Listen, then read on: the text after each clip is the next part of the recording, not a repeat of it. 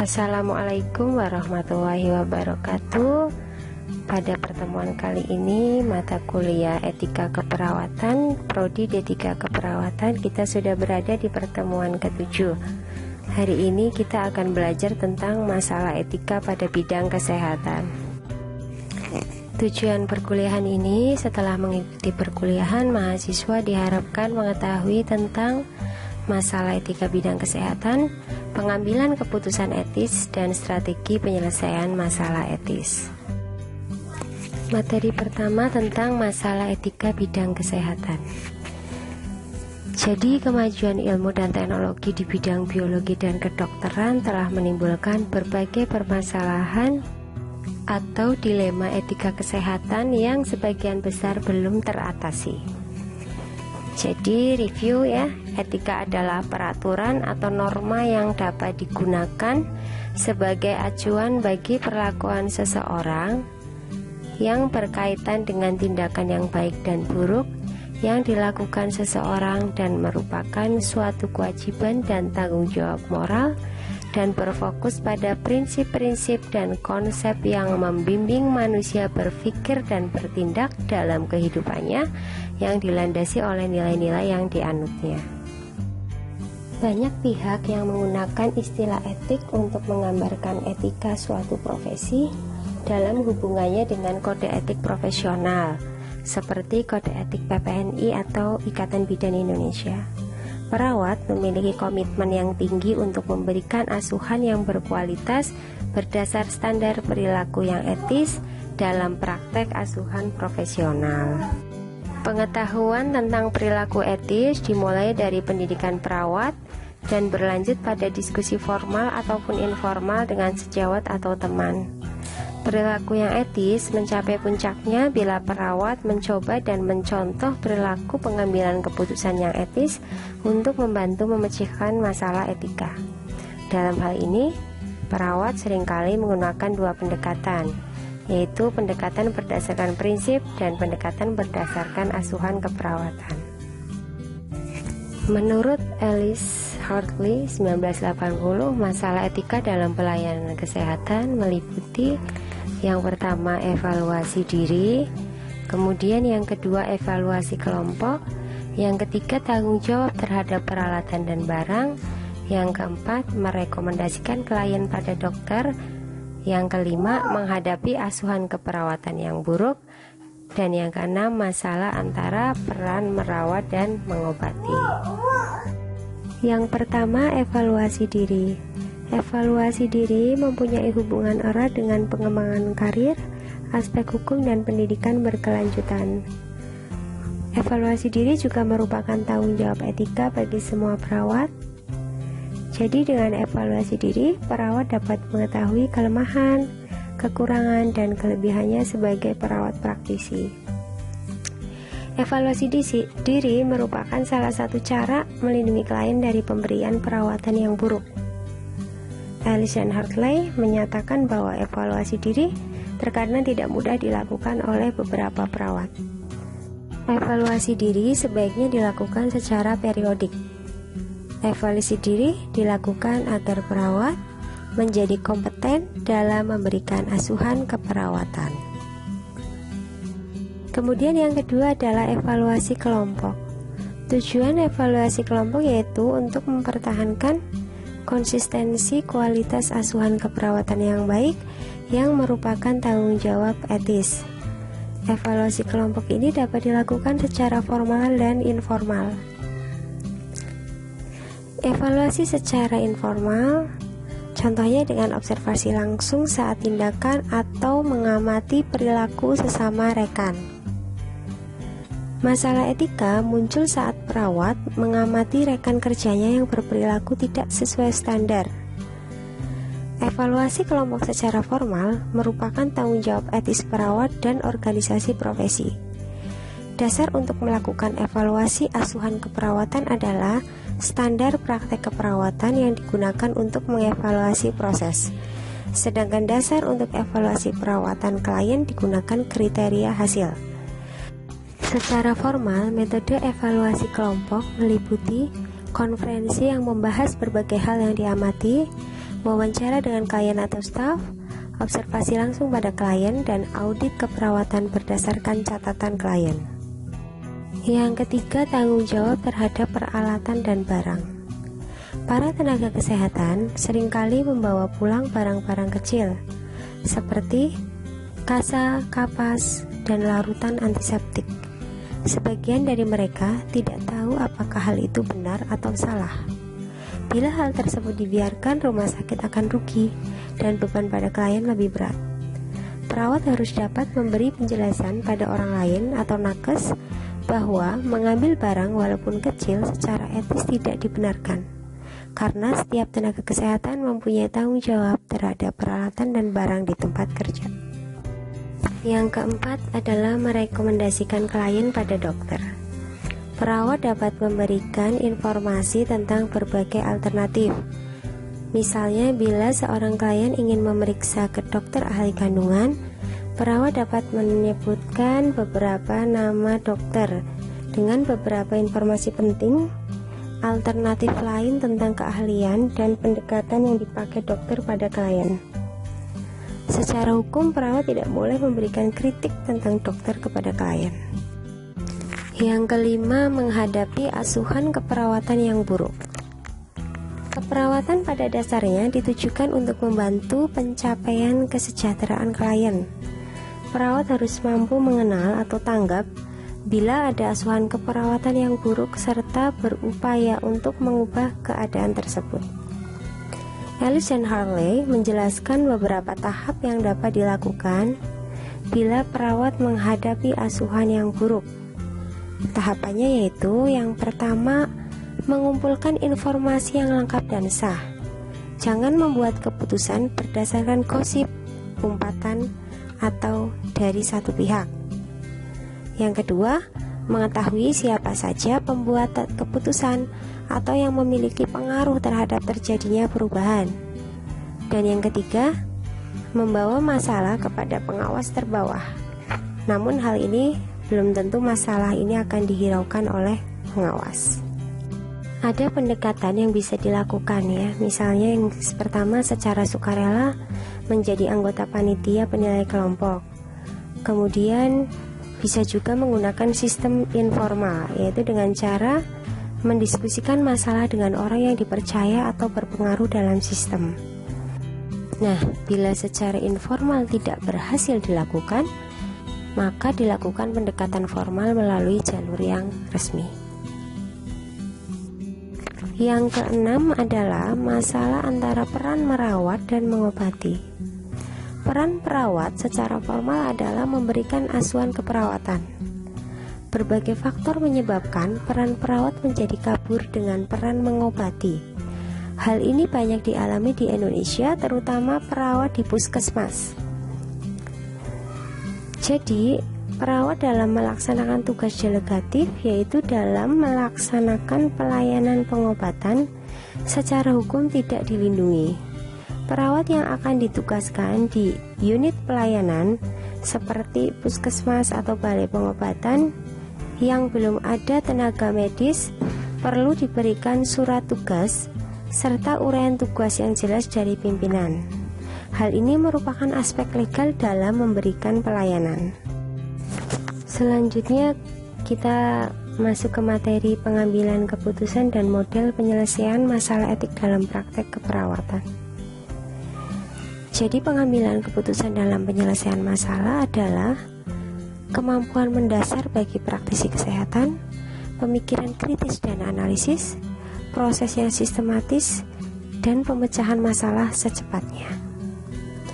Pengambilan keputusan adalah suatu pendekatan yang sistematis terhadap hakikat suatu masalah dengan pengumpulan fakta-fakta dan data, menentukan alternatif yang matang untuk mengambil suatu tindakan yang tepat. Ada beberapa hal yang perlu diperhatikan dalam pengambilan keputusan. Yang pertama, dalam proses pengambilan keputusan tidak terjadi secara kebetulan. Yang kedua, masalah harus diketahui dengan jelas. Yang ketiga, pemecahan masalah harus didasarkan pada fakta-fakta yang terkumpul dengan sistematis. Dan yang keempat, keputusan yang baik adalah keputusan yang telah dipilih dari berbagai alternatif yang telah dianalisa secara matang. Selanjutnya, model penyelesaian masalah etik dalam praktek keperawatan. Etika adalah peraturan atau norma yang dapat digunakan sebagai acuan bagi perilaku seseorang yang berkaitan dengan tindakan yang baik dan buruk yang dilakukan seseorang dan merupakan suatu kewajiban dan tanggung jawab moral. Sedangkan etik adalah norma-norma yang menentukan baik buruknya tingkah laku manusia, baik secara sendirian maupun bersama-sama, dan mengatur hidup ke arah tujuannya. Etik keperawatan adalah norma-norma yang dianut oleh perawat dalam bertingkah laku dengan pasien, keluarga, kolega, atau tenaga kesehatan lainnya di suatu pelayanan keperawatan yang bersifat profesional. Perilaku etik akan dibentuk oleh nilai-nilai dari pasien, perawat, dan interaksi sosial dalam lingkungan. Elemen-elemen dari proses pemecahan masalah yaitu yang pertama adalah masalah. Apa itu masalah? Masalah adalah keadaan yang tidak sesuai dengan yang diharapkan. Kemudian yang kedua adalah desired state atau keadaan yang diharapkan. Yang ketiga adalah current state atau keadaan saat ini. Yang keempat adalah pemecah masalah atau manager. Yang kelima adalah adanya solusi alternatif dalam memecahkan masalah. Dan yang keenam adalah solusi. Penerapan pengambilan keputusan dalam keperawatan didasarkan dari beberapa disiplin ilmu selain kesehatan dan keperawatan. Jadi ada ilmu filsafat, ada psikologi, sosiokultural, ekonomi, politik, dan juga hukum. Strategi penyelesaian permasalahan etis yaitu ada 6. Yang pertama, menentukan adakah masalah etis atau dilema. Yang kedua, mengidentifikasi nilai-nilai dan prinsip-prinsip kunci yang terlibat. Yang ketiga, prioritas nilai-nilai etis atau prinsip-prinsip yang profesional dalam penilaian yang paling relevan dengan masalah atau dilema. Yang keempat, mengembangkan rencana tindakan yang konsisten dengan etika prioritas yang telah ditetapkan. Yang kelima, rencana pelaksanaan memanfaatkan praktek keterampilan dan kompetensi yang paling sesuai. Dan yang keenam, merefleksikan hasil etis dalam proses pengambilan keputusan. Tahap pengambilan keputusan juga ada 6. Yang pertama, identifikasi masalah. Yang kedua, mengumpulkan data masalah. Yang ketiga, identifikasi semua pilihan atau alternatif. Yang keempat, memikirkan masalah etis secara berkesinambungan. Yang kelima, membuat keputusan. Dan yang keenam, melakukan tindakan dan mengkaji keputusan dan hasil evaluasi tindakan. Ada beberapa faktor yang mempengaruhi pembuatan keputusan etis. Yang pertama yaitu faktor agama dan adat istiadat. Faktor agama merupakan faktor utama dalam pembuatan keputusan etis, sehingga perawat disarankan memahami nilai-nilai yang diyakini maupun kaidah agama yang dianutnya. Sebagai negara berketuhanan, maka segala kebijakan atau aturan yang dibuat diupayakan tidak bertentangan dengan aspek agama yang ada di Indonesia. Dengan kejelasan tentang program kesehatan nasional dengan ketentuan agama, maka perawat tidak ragu-ragu lagi dalam mempromosikan program tersebut dan dapat memberi informasi yang tidak bertentangan dengan agama yang dianut oleh pasien. Selain faktor agama, faktor adat istiadat juga berpengaruh pada seseorang dalam membuat keputusan etis. Yang kedua adalah faktor sosial. Berbagai faktor sosial berpengaruh terhadap pembuatan keputusan etis, antara lain perilaku sosial dan budaya. Kemudian yang ketiga, faktor iptek. Kemajuan di bidang kesehatan telah mampu meningkatkan kualitas hidup serta memperpanjang usia manusia dengan ditemukannya berbagai mesin mekanik kesehatan, cara prosedur baru dan bahan-bahan atau obat-obatan baru. Kemajuan-kemajuan ini menimbulkan pertanyaan-pertanyaan yang berhubungan dengan etika. Kemudian, yang keempat adalah faktor legislasi dan keputusan yuridis. Legislasi merupakan jaminan tindakan menurut hukum, sehingga orang yang bertindak tidak sesuai hukum dapat menimbulkan suatu konflik. Saat ini, aspek legislasi dan bentuk keputusan yuridis bagi permasalahan etika kesehatan sedang menjadi topik yang banyak dibicarakan. Hukum kesehatan disusun untuk menyempurnakan perundang-undangan untuk mengantisipasi perkembangan permasalahan hukum kesehatan. Undang-undang perlu disusun untuk mengatur berbagai permasalahan yang menyangkut hak asasi manusia. Yang kelima, faktor dana atau keuangan. Dana untuk membiayai pengobatan dan perawatan dapat menimbulkan konflik. Perawat sebagai nakes yang setiap hari menghadapi pasien sering menerima keluhan pasien mengenai pendanaan. Dalam data kategori diagnosa keperawatan tidak ada pernyataan yang menyatakan ketidakcukupan dana, tapi hal ini dapat menjadi etiologi bagi berbagai diagnosa keperawatan, antara lain gelisah dan tidak taat atau patuh. Selanjutnya yang keenam, faktor pekerjaan. Dalam pembuatan suatu keputusan, perawat perlu mempertimbangkan posisi pekerjaannya. Tidak semua keputusan pribadi perawat dapat dilaksanakan, namun harus disesuaikan dengan keputusan atau aturan tempat ia bekerja. Perawat yang mengutamakan kepentingan pribadi sering mendapat sorotan sebagai perawat pembangkang, sehingga konsekuensinya dapat sanksi administrasi atau mungkin ia dapat kehilangan pekerjaan. Yang ketujuh adalah kode etik keperawatan. Kode etik merupakan salah satu ciri atau persyaratan profesi yang memberikan arti penting dalam penentuan, pembertahanan, dan peningkatan standar profesi.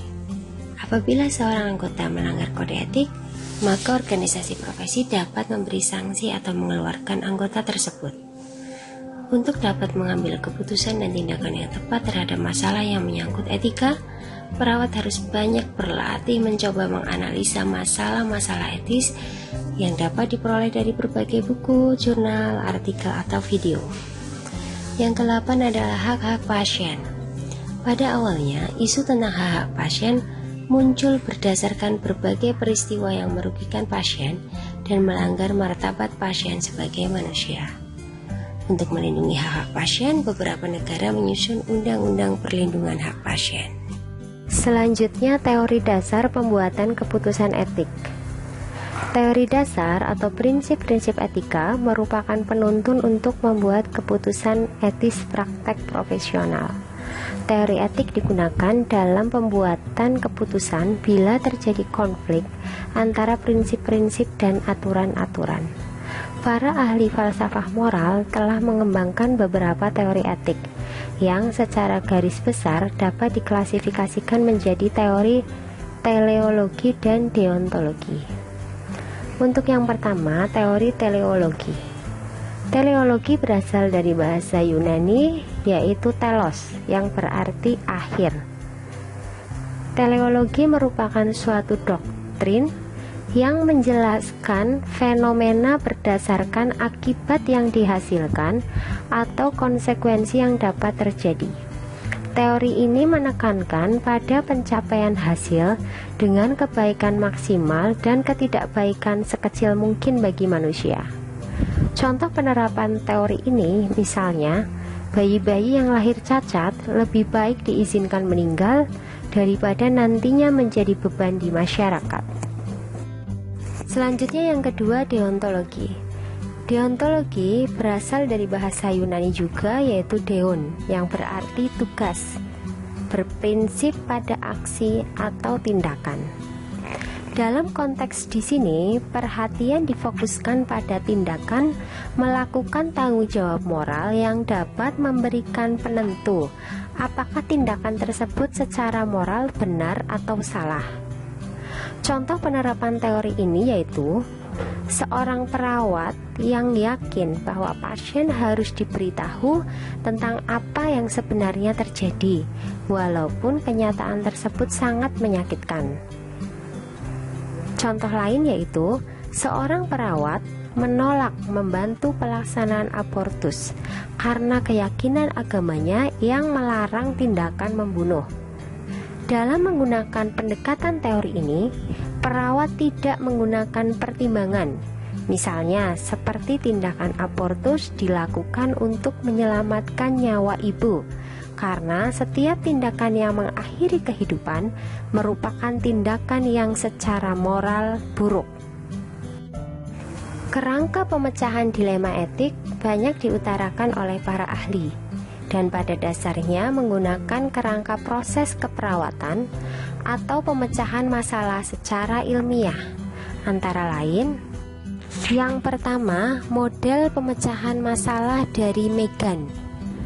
Ada 5 langkah dalam pemecahan masalah dalam dilema etik, yaitu yang pertama, mengkaji situasi, yang kedua, mendiagnosa masalah etik moral, yang ketiga, membuat tujuan dan rencana pemecahan, yang keempat, melaksanakan rencana, dan yang kelima, mengevaluasi hasil. Kedua, kerangka pemecahan dilema etik menurut Kozier dan Erb. Yang pertama adalah mengembangkan data dasar. Untuk melakukan ini, perawat memerlukan pengumpulan informasi sebanyak mungkin yang meliputi siapa yang terlibat dalam situasi tersebut dan bagaimana keterlibatannya, apa tindakan yang diusulkan, apa maksud dari tindakan yang diusulkan, dan apa konsekuensi-konsekuensi yang mungkin timbul dari tindakan yang diusulkan. Untuk kerangka pemecahan dilema etik menurut Kozier dan Erb, tadi yang pertama mengembangkan data dasar, yang kedua adalah mengidentifikasi konflik yang terjadi berdasarkan situasi tersebut. Kemudian yang ketiga, membuat tindakan alternatif tentang rangkaian tindakan yang direncanakan dan mempertimbangkan hasil akhir atau konsekuensi tindakan tersebut. Yang keempat, menentukan siapa yang terlibat dalam masalah tersebut dan siapa pengambil keputusan yang tepat. Yang kelima, mengidentifikasi kewajiban perawat, dan yang keenam, membuat keputusan. Selanjutnya, yang ketiga adalah model Murphy dan Murphy. Model ini ada beberapa langkah, yaitu yang pertama, mengidentifikasi masalah kesehatan. Kemudian yang kedua, mengidentifikasi masalah etik. Kemudian yang ketiga, siapa yang terlibat dalam pengambilan keputusan. Yang keempat, mengidentifikasi peran perawat. Yang kelima, mempertimbangkan berbagai alternatif-alternatif yang mungkin dilaksanakan. Yang keenam, mempertimbangkan besar kecilnya konsekuensi untuk setiap alternatif keputusan. Yang ketujuh, memberi keputusan. Yang kedelapan, mempertimbangkan bagaimana keputusan tersebut hingga sesuai dengan falsafah umum untuk perawatan klien.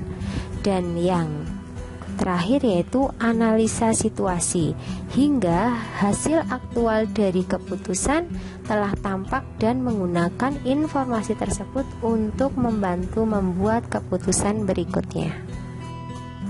Selanjutnya, langkah-langkah menurut Purtilo dan Castle yang nomor 4. Ada 4 langkah dalam membuat keputusan etik, yaitu yang pertama, mengumpulkan data yang relevan. Yang kedua, mengidentifikasi dilema. Yang ketiga, memutuskan apa yang harus dilakukan. Dan yang keempat, melengkapi tindakan.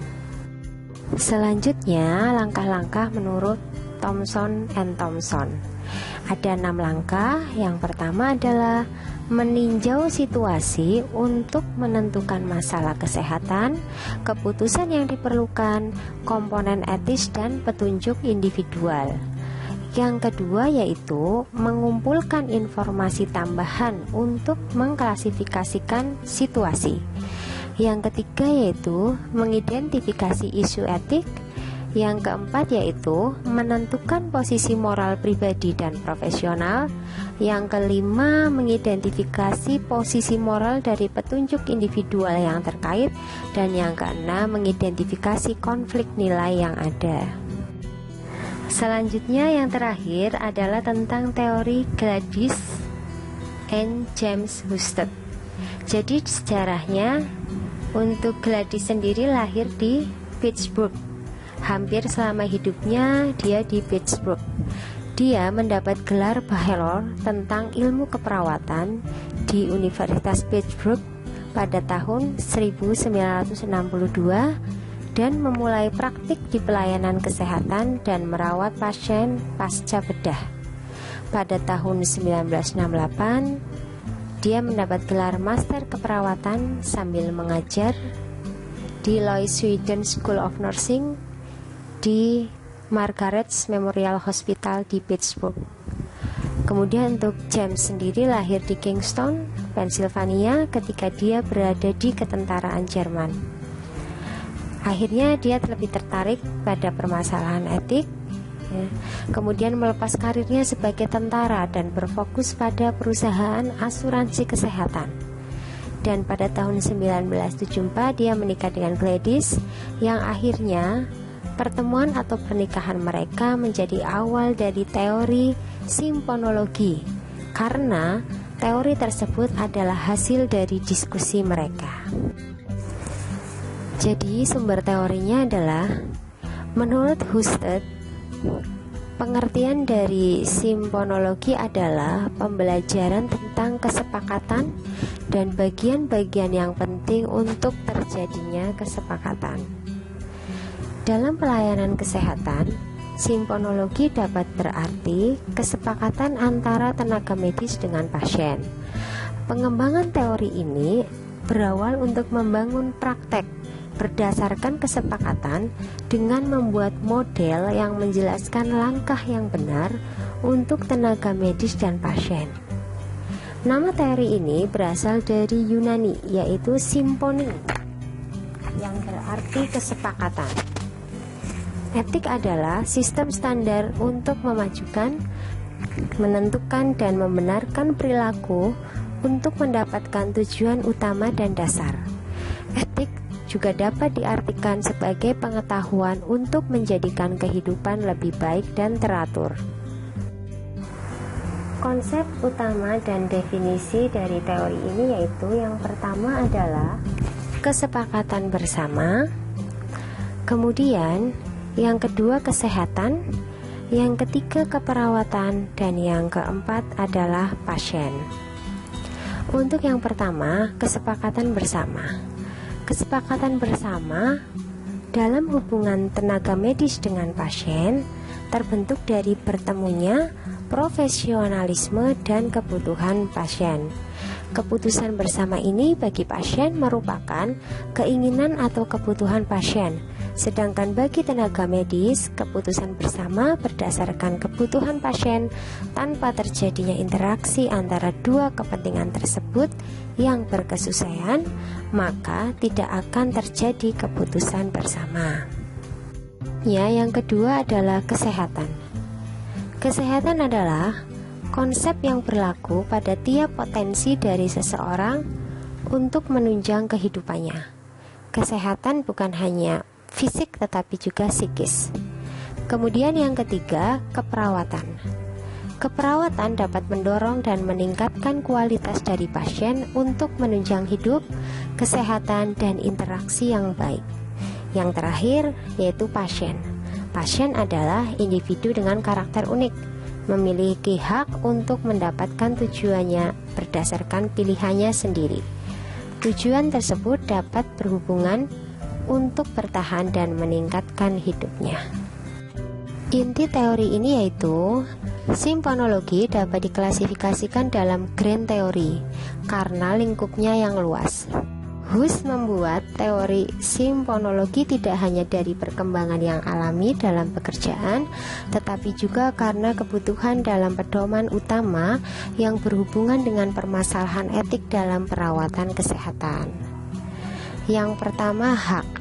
Jadi, menurut Hus, hak adalah elemen penting dalam etik simfonologi, menjadikan hak sebagai konsep utama.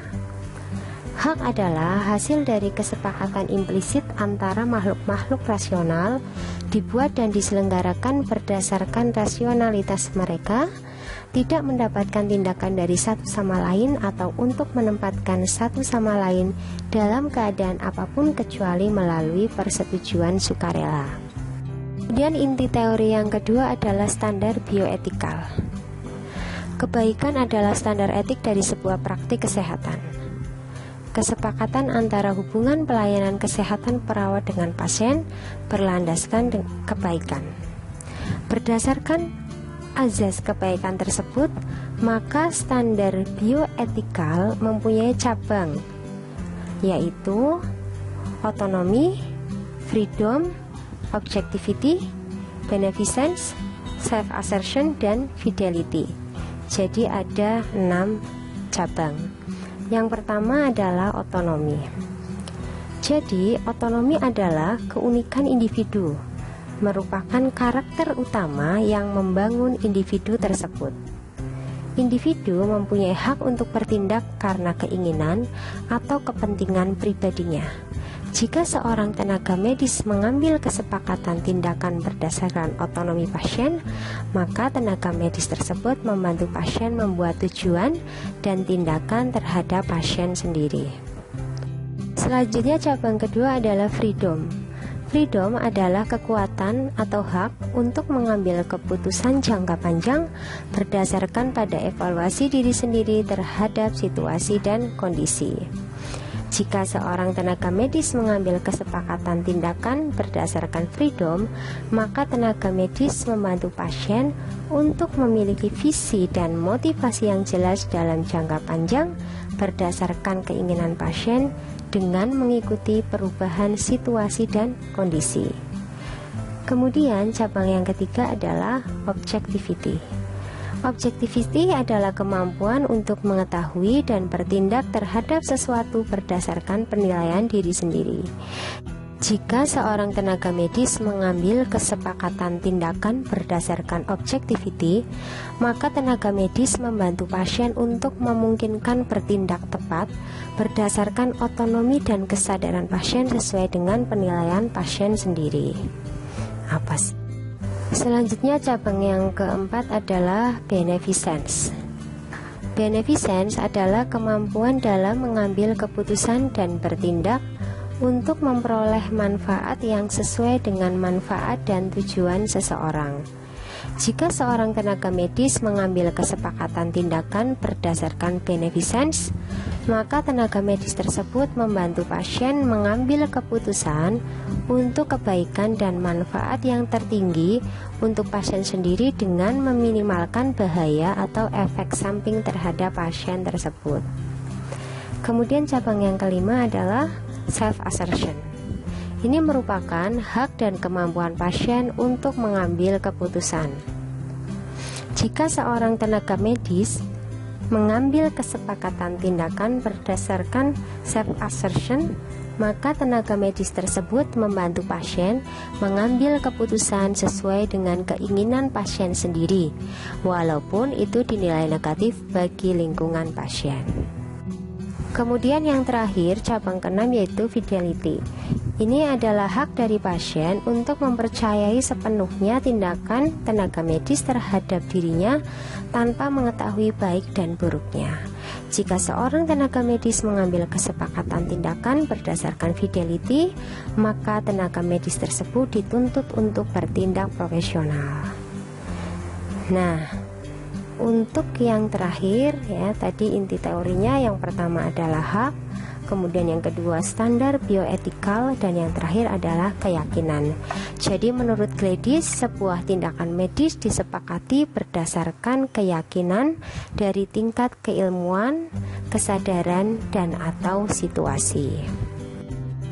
Baiklah, demikian yang bisa saya sampaikan untuk pertemuan ke-7 mata kuliah etika keperawatan. Mudah-mudahan apa yang telah kita pelajari bersama bisa bermanfaat. Wabillahi taufiq wal hidayah. Wassalamualaikum warahmatullahi wabarakatuh.